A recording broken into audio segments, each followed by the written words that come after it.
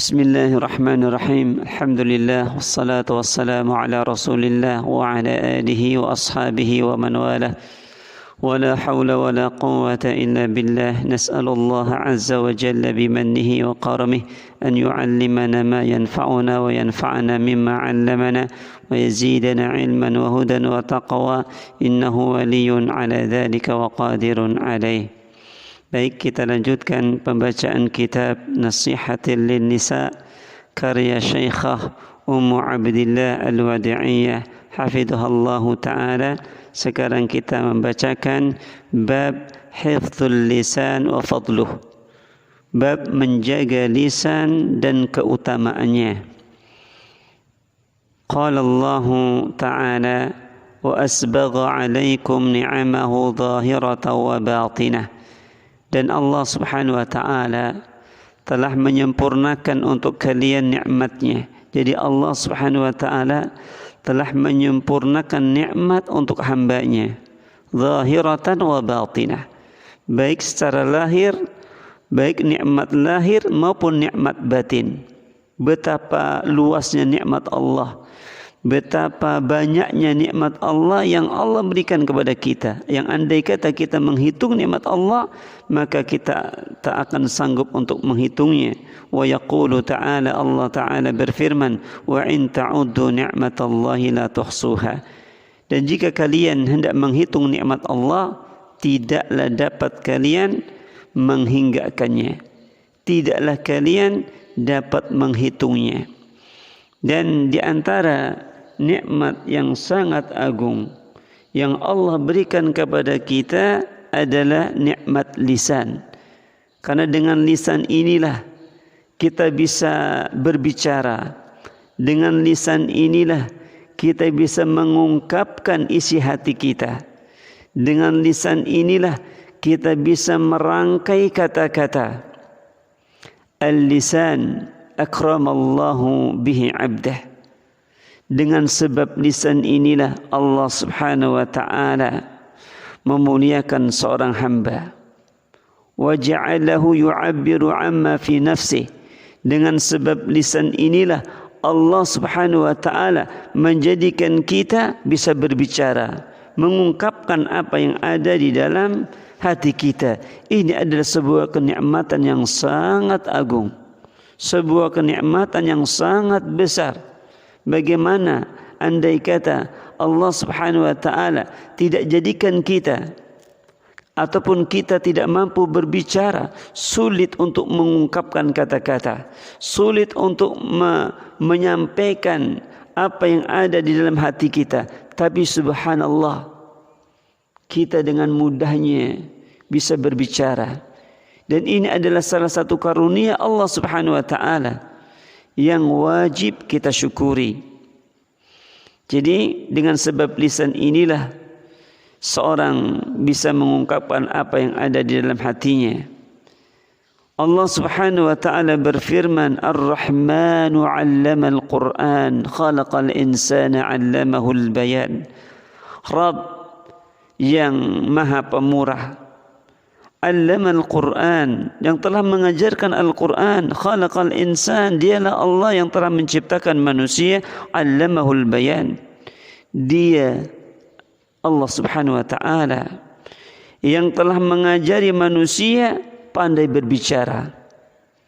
Dialah Allah Subhanahu wa ta'ala yang mengajari manusia pandai berbicara. Subhanallah, ini adalah karunia yang sangat agung yang Allah berikan kepada kita. Al-lisan wa yaqulu azza wa jalla mumtinnan ala abdi idza ja'ala lahu lisanan. Allah Subhanahu wa ta'ala berfirman menyebutkan tentang kebaikannya kepada hambanya ketika apa? Ketika Allah Subhanahu wa ta'ala menjadikan lisan untuk hambanya.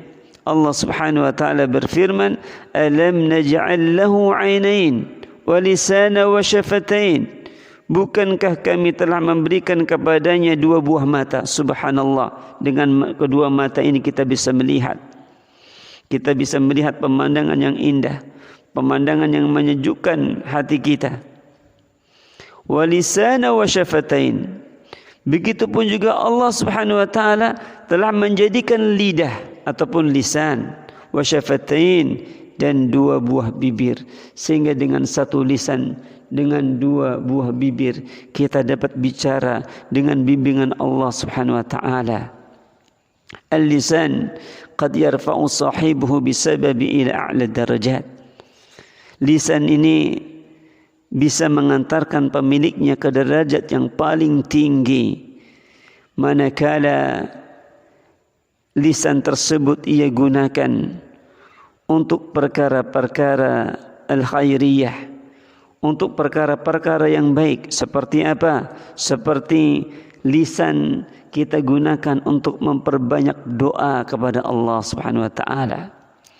Kita mempergunakan lisan untuk membaca Al-Quranul Karim, wa fi da'wati ila Allah, wa fi ta'lim wa nahwi dhalik. Kita gunakan lisan kita untuk berdakwah ila Allah. Kita gunakan lisan kita untuk mengajar dan semisalnya. Wa bi ibaratin ukhra idza sarfahu fima yurdillah azza wa jal, mithlu an-nutq bit-tauhid. Begitupun juga lisan akan mengangkat pemiliknya, yakni kepada derajat yang paling tinggi apabila lisan tersebut digunakan untuk hal-hal yang mendatangkan ridha Allah Subhanahu wa taala. Seperti apa? Seperti mengucapkan kalimatut tauhid, seperti mengucapkan kalimatu at-tauhid, la ilaha illallah. Kata Syekhah Ummu Abdillah Al-Wadi'iyah hafidhahallahu ta'ala, beliau mengatakan idza tawafarat baqiyatus syurut, apabila ketika mengucapkan kalimatut tauhid la ilaha illallah terkumpuli beberapa syarat al-majmu'ah yang terkumpul dalam sebuah bait syair, ilmun yaqinun wa ikhlasun wa sidquka mahabbatin wa qiyadin wal qabuli laha. Yang pertama syaratnya adalah ilmu. Ketika mengucapkan kalimat la ilaha illallah, syarat yang pertama adalah ilmu, memahami maknanya, memahami kandungannya. Kemudian yang kedua adalah yakin dengan kalimat tauhid. Kemudian ikhlas ketika mengucapkannya, mengajarkannya, mempelajarinya.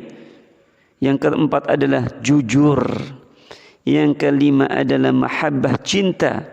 Yang keenam adalah tunduk. Dan yang ketujuh adalah menerima terhadap kalimat la ilaha illallah. Bal hadha an-naw' afdalu ma yantiqu bihi al-lisan. Bahkan kalimatut tauhid adalah kalimat yang paling utama diucapkan oleh manusia ataupun diucapkan oleh lisan ini. Yakni kalimatut tauhid adalah kalimat yang paling utama yang diucapkan oleh al-lisan. Diriwayatkan dalam as-sahihain wa fi sahihain min haditsin Abi Hurairah radhiyallahu anhu qala, diriwayatkan dalam sahihain dari Abu Hurairah radhiyallahu ta'ala, dia berkata qala Rasulullah sallallahu alaihi wasallam, Rasulullah sallallahu alaihi wasallam bersabda, al-imanu bid'un wa sittuna syu'bah فأفضلها قول لا إله إلا الله وأدناها إماطة الأذى عن الطريق والحياء شعبة من الإيمان. Iman itu kata Rasulullah ada 63 cabang, dan keimanan yang paling utama ataupun cabang yang paling utama adalah ucapan kalimat la ilaha illallah. Tidak ada sesembahan yang berhak diibadahi dengan benar kecuali Allah Subhanahu wa taala. Di sini Rasulullah menyebutkan tentang yakni ucapan yang paling utama yang diucapkan oleh lisan adalah ucapan kalimatut tauhid la ilaha illallah wa adnaha imatatul adza 'anit tariq, dan yang paling rendah adalah menyingkirkan gangguan dari jalan. Wal haya'u syu'batu minal iman, dan rasa malu itu adalah bagian daripada keimanan. Begitupun juga Nabi sallallahu alaihi wasallam menyebutkan, man kana akhiru kalamihi la ilaha illallah, barang siapa yang akhir ucapannya kalimat la ilaha illallah, dakhala al-jannah, maka akan masuk surga.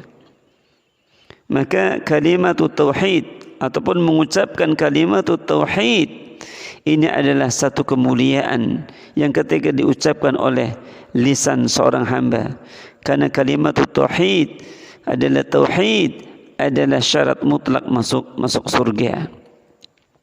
Wa bihi yahsulul fawz wal falah. Dengan kalimat ini, dengan kalimat tauhid la ilaha illallah, kebahagiaan, kemenangan akan diperoleh oleh seorang hamba. Wa qad kana an-nabiy sallallahu alaihi wasallam yad'u qaumahu ila dhalik.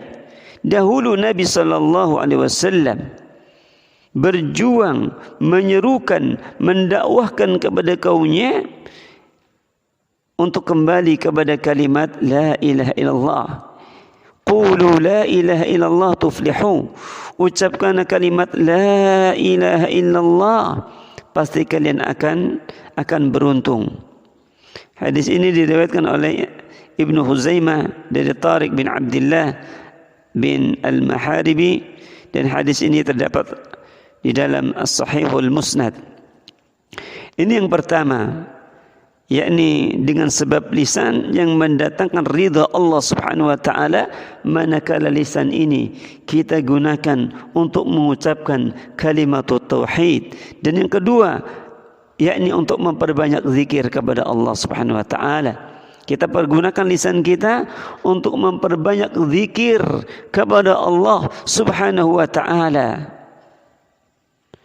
Kama qala Rabbuna fi kitabihil aziz, sebagaimana Allah Subhanahu wa ta'ala telah berfirman dalam kitab yang mulia, innal muslimina wal muslimat, kaum laki-laki dan perempuan yang muslim, wal mu'minina wal mu'minat, kaum mukminin dan kaum mukminat, wal qanitina wal qanitat, laki-laki dan perempuan yang tetap dalam ketaatannya, was sadiqina was sadiqat, laki-laki maupun perempuan yang jujur, was sabirina was sabirat, kemudian juga laki-laki dan perempuan yang sabar, wal khashi'ina wal khashi'at, laki-laki dan perempuan yang khusyuk, wal mutasaddiqina wal mutasaddiqat, laki-laki dan perempuan yang bersedekah, was-shaimina was-shaimat, kemudian laki-laki dan perempuan yang berpuasa, wal hafizina furujahum wal hafizat, laki-laki dan perempuan yang memelihara kehormatannya. Lalu Allah sebutkan apa? Wadz-dzakirina Allah katsiran wadz-dzakirat, baik laki-laki maupun perempuan yang memperbanyak zikir kepada Allah Subhanahu wa taala, a'addallahu lahum maghfiratan wa ajran 'azima, maka Allah Subhanahu wa taala akan menyediakan untuk mereka ampunan dan pahala yang besar. Warawal Imam Ahmad fi musnadih, Al-Imam Ahmad telah meriwayatkan dalam musnadnya, wa Tirmidzi, dan juga Imam Tirmidzi nomor 3377, lafaz ini miliknya dari Abu Darda radhiyallahu taala anhu, ia berkata Rasulullah sallallahu alaihi wasallam bersabda, ala unabbiukum bi khairin a'malikum, ala unabbiukum bi khairi a'malikum wa azkaha 'inda malikikum wa arfa'iha fi darajatikum wa khairul lakum min infaqidh dhahabi wal waraq wa khairul lakum min an talqaw aduwakum fatadribu a'naqahum wa yadribu a'naqakum. Maukah aku beritahukan kepada kalian mengenai sebuah amalan yang mana amalan kalian yang paling baik dan yang paling suci di sisi Allah Subhanahu wa taala. di sisi Raja kalian.